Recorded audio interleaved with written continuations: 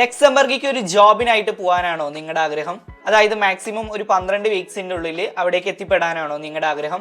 ഇങ്ങനെ പോണ ആളുകൾക്ക് ഏകദേശം 3800 വരെ, അതായത് ഇന്ത്യൻ മണിയിൽ പറയുകയാണെങ്കിൽ 3,94,234 രൂപ വരെ സാലറിയും കിട്ടും. അതുപോലെ തന്നെ ഇങ്ങനെ പോണ ആളുകൾക്ക്, അതായത് ന്യൂ കമേഴ്സിന് കുറച്ച് അഡ്വാൻറ്റേജും കൂടി ഞാൻ ഈ ഒരു വീഡിയോയിൽ പറഞ്ഞു തരുന്നുണ്ട്.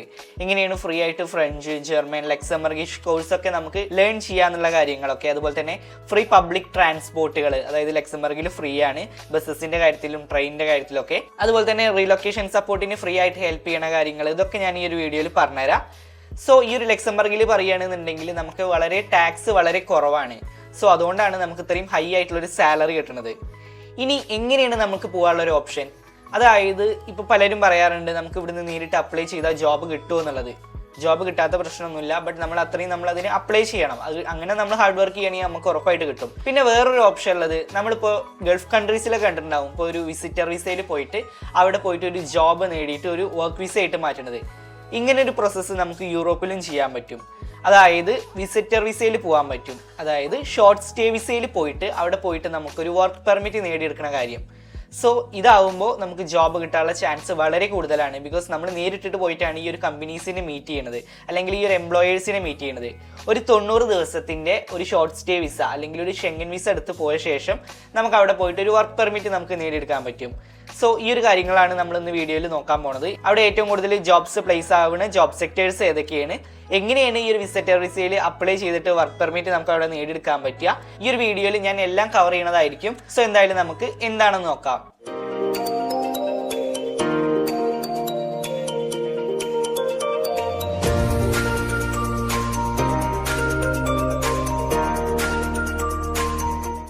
Hi everyone, it's me Shyam and this is Wayfarer Insights. So ഈ ഒരു ലക്സംബർഗ് എന്ന് പറയുകയാണെന്നുണ്ടെങ്കിൽ നല്ലൊരു രാജ്യം തന്നെയാണ്. ലാൻഡ്സ്കേപ്സിന്റെ കാര്യത്തിലാണെന്നുണ്ടെങ്കിലും പ്രകൃതി ഭംഗിയുടെ കാര്യത്തിലൊക്കെ വളരെ ബ്യൂട്ടിഫുൾ ആയിട്ടുള്ള രാജ്യം തന്നെയാണ്. അതുപോലെ തന്നെ ഞാൻ ആൾറെഡി പറഞ്ഞ പോലെ തന്നെ ലോ ആയിട്ടുള്ള ടാക്സ് ആണ് ഇവിടെ. ടാക്സ് റേറ്റ് വളരെ കുറവാണ്. സോ അതുകൊണ്ട് തന്നെ നമുക്ക് നല്ല സാലറി നമുക്ക് ഏൺ ചെയ്യാൻ പറ്റും. കരിയറിന്റെ കാര്യത്തിലാണെന്നുണ്ടെങ്കിലും നല്ലൊരു ക്വാളിറ്റി ഉള്ള പ്രൊഫഷണൽ ലൈഫ് നയിക്കാൻ പറ്റിയ ഒരു രാജ്യം. സോ ഇനി എന്തായാലും നമുക്ക് ഇവിടെ കിട്ടണ ആവറേജ് സാലറി എത്ര നോക്കി നോക്കാം. ഈ ഒരു 2025 കണക്കനുസരിച്ചിട്ട് നമുക്ക് ആഫ്റ്റർ ടാക്സോട് കൂടിയിട്ട് 3800 to 4200 യൂറോ വരെയാണ് നമുക്കൊരു മന്ത്ലി സാലറി ആയിട്ട് പറയുന്നത്. സോ ഇനി എന്തായാലും നമുക്ക് ലക്സംബർഗത്തെ ടോപ്പ് ജോബ് സെക്ടേഴ്സും ഇവർക്ക് കൊടുക്കുന്ന സാലറി എത്രയും നോക്കി നോക്കാം. ഞാനിത് സ്ക്രീനിൽ കാണിച്ചു തരാം കേട്ടോ. ഇപ്പോൾ ഹെൽത്ത് കെയർ ആൻഡ് മെഡിക്കലിലാണെന്നുണ്ടെങ്കിൽ ഡോക്ടേഴ്സിന് എത്ര സാലറി കിട്ടുക എന്ന് ഇവർ പറയുന്നുണ്ട് അതിൽ. അതുപോലെ തന്നെ നഴ്സസിന് എത്രയാണ് കിട്ടുക എന്നുള്ളത് പറയുന്നുണ്ട്. പിന്നെ അതുപോലെ തന്നെ സൈക്കോ തെറാപ്പിസ്റ്റ്, ലാബ്സ് ടെക്നീഷ്യൻസ് അവർക്ക് കൊടുക്കുന്ന സാലറി അതിൽ മെൻഷൻ ചെയ്തിട്ടുണ്ട്. സോ ഞാൻ ഈ ഒരു വീഡിയോ വേഗം പറഞ്ഞു പോകാണ് കേട്ടോ, ഒരുപാട് ലെങ്ത് അടുപ്പിക്കാതിരിക്കാൻ വേണ്ടിയിട്ടാണ്. സോ നിങ്ങൾ പോസ് ചെയ്തിട്ട് നോക്കുക. പിന്നെ ഫിനാൻസ് ആൻഡ് ബാങ്കിങ്ങിൽ കാണാൻ പറ്റും നമുക്ക് എത്ര ആവറേജ് സാലറി എത്രയാണ്. റോൾസ് പറയുന്നത് ഫിനാൻഷ്യൽ അനലിസ്റ്റ്, അതുപോലെ തന്നെ ഇൻവെസ്റ്റ്മെന്റ് ബാങ്കർ, റിസ്ക് മാനേജർ, ഇതൊക്കെയാണ് പറയുന്നത്. നെക്സ്റ്റ് പറയുന്ന ഒരു സെക്ടർ എന്ന് പറയുന്നത് IT ആൻഡ് ടെക്. ഇവർ കൊടുക്കുന്ന ആവറേജ് സാലറി റോൾസ് പറയുന്നത് software developer, data scientist, IT security specialist, cloud engineering. Okay, അതുപോലെ തന്നെ ഹൈ ഡിമാൻഡ് ആയിട്ട് cyber security, AI ML experts, DevOps എഞ്ചിനീയേഴ്സിൻ്റെ കാര്യങ്ങളൊക്കെ പറയുന്നുണ്ട്. ലീഗൽ ആൻഡ് കംപ്ലൈൻസിൽ കാണാൻ പറ്റും നമുക്ക് roles legal adviser, compliance officer, അതുപോലെ തന്നെ കോർപ്പറേറ്റ് ലോയർ. ഓക്കെ, സോ ഇനി നെക്സ്റ്റ് പറയുന്നത് എഞ്ചിനീയറിംഗ്. സോ റോൾസ് പറയുന്നത് നമുക്ക് കാണാൻ പറ്റും civil, mechanical engineer, project manager. So അതുപോലെ തന്നെ റിസർച്ച് ആൻഡ് ഡെവലപ്മെൻറ്റിൽ കാണാൻ പറ്റും research scientist, lab technicians, academic researchers. So next പറയുന്നത് logistics and supply chain manager, logistics analyst, operation planner. Hospitality ടൂറിസത്തിൽ കാണാൻ പറ്റും ഹോട്ടൽ മാനേജർ, ഷെഫ്. നെക്സ്റ്റ് പറയുന്നത് കോൺസിയർജ്. സോറി, എൻ്റെ പ്രൊനൗൺസിയേഷൻ തെറ്റാണെന്നുണ്ടെങ്കിൽ ക്ഷമിക്കുക. പിന്നെ നെക്സ്റ്റ് പറയുന്നത് എഡ്യൂക്കേഷൻ, നമുക്ക് കാണാൻ പറ്റും university lectures, public school teachers. Okay, so ഇപ്പം ഞാൻ പറഞ്ഞിട്ടുള്ളത് ഏറ്റവും കൂടുതൽ അവിടെ ജോബ് സെക്ടേഴ്സ് നേരിടുന്ന സെക്ടറാണ്. ഇത് മാത്രമല്ല കേട്ടോ, നമുക്ക് ഏത് സെക്ടേഴ്സിലാണ് നമുക്ക് ചെയ്യാൻ പറ്റും. ഇത് ഏറ്റവും കൂടുതൽ അവിടെ ജോബ് സെക്ടേഴ്സ് നേരിടുന്ന ഒരു ഫീൽഡാണ് തന്നെ ഉള്ളൂ. ഇനി എങ്ങനെയാണ് നമുക്ക് ഈ ഒരു വിസിറ്റർ വിസയിൽ പോയിട്ട് ഒരു വർക്ക് പെർമിറ്റ് നേടിയെടുക്കുക എന്നുള്ള കാര്യങ്ങൾ ഞാൻ പറഞ്ഞുതരാം കേട്ടോ.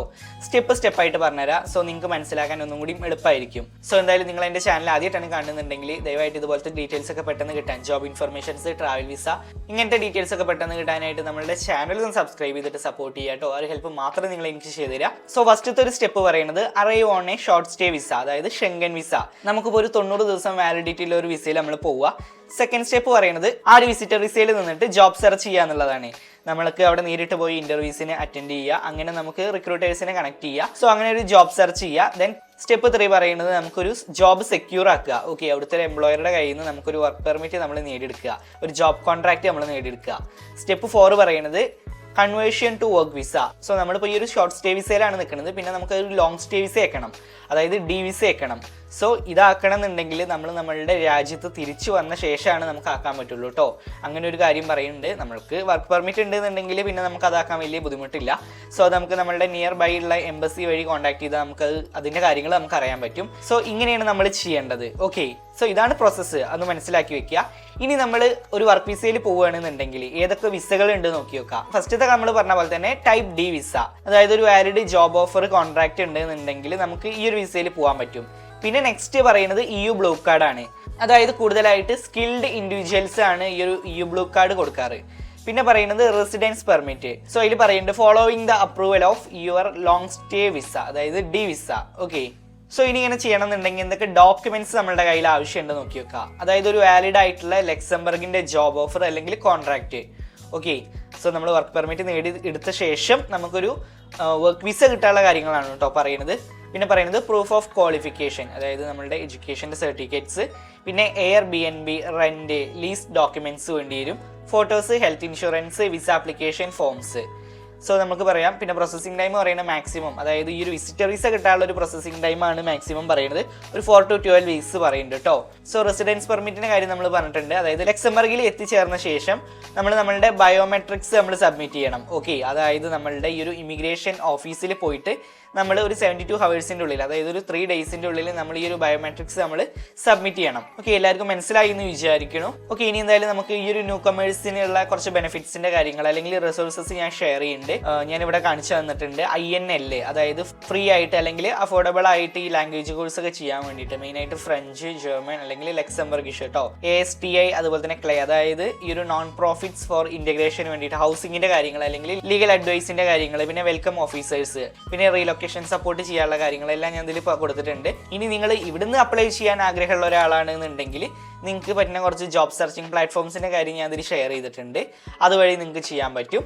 പിന്നെ എനിക്ക് ഇമ്പോർട്ടൻ്റ് ആയിട്ട് പറയാനുള്ള ഒരു കാര്യം എന്ന് പറയുന്നത്, നിങ്ങൾ എപ്പോഴും ഒരു യൂറോപാസിൻ്റെ സേവിങ് കവർ ലെറ്റർ യൂസ് ചെയ്യുക കേട്ടോ. അങ്ങനെയാണെങ്കിലുള്ളൂ നമുക്ക് ആ ഒരു ജോബ് കിട്ടാനുള്ള ചാൻസ് വളരെ കൂടുതലായിരിക്കുള്ളൂ.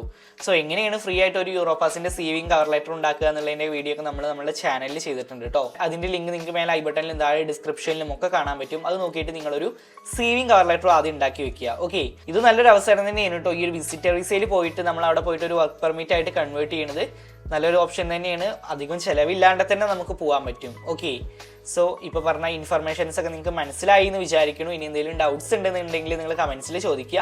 ആദ്യമായിട്ടാണ് എൻ്റെ ചാനൽ കാണുന്നുണ്ടെങ്കിൽ ദയവായിട്ട് സബ്സ്ക്രൈബ് ചെയ്തിട്ടൊന്ന് സപ്പോർട്ട് ചെയ്യുക. നല്ല ഇൻഫർമേഷൻസ് ഇനിയൊരു ചാനലിൽ വരുന്നതായിരിക്കും. ഇതുപോലത്തെ നല്ലൊരു ഇൻഫർമേഷൻ ആയിട്ട് നമുക്ക് അടുത്ത വീഡിയോയിൽ കാണാം. And finally it's me Shiyam and this is Wayfarer Insights, and this channel won't disappoint you, and thanks for watching.